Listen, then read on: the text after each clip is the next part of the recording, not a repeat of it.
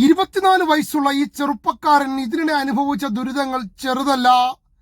6 മാസം വിയ്യൂർ ജയിലിൽ, 11 മാസം ഒറീസയിലെ ജയിലിൽ, ഇപ്പോൾ വീണ്ടും മലമ്പുഴയിലേക്ക്. ഇത് അജയ്, തൃശൂർ പട്ടിക്കാട് സ്വദേശി.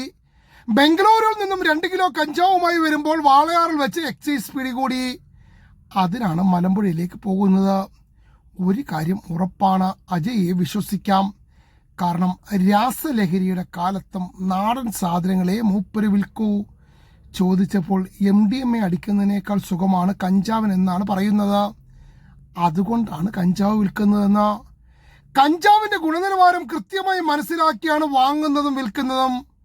ഒറീസ ജയിലിൽ നിന്നും ഇറങ്ങിയിട്ട് 3 മാസമേ ആയിട്ടുള്ളൂ. അതുകൊണ്ട് ഇനി ഒരു പരീക്ഷണത്തിന് വയ്യ. അങ്ങനെയാണ് ഒറീസയ്ക്ക് പകരം ബംഗളൂരുവിലേക്ക് എത്തിയത്. മാത്രവുമല്ല, ഒറീസ ജയിലിലെ ചപ്പാത്തി കഴിച്ചു മടുത്തു എന്നാണ് പറയുന്നത്.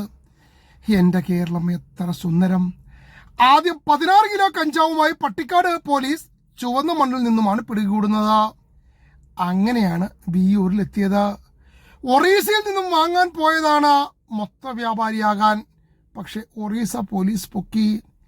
എല്ലാ കഷ്ടപ്പാടും ദുരിതവും തീരും എന്ന് കരുതിയാണ് KSRTC ബസ്സിൽ വരുമ്പോൾ വാളയാറിൽ വെച്ച് ഈ എക്സൈസും പിടികൂടി. ശുഭം. ഈ 24 വയസ്സുകാരൻ്റെ നല്ല സമയമാണ്.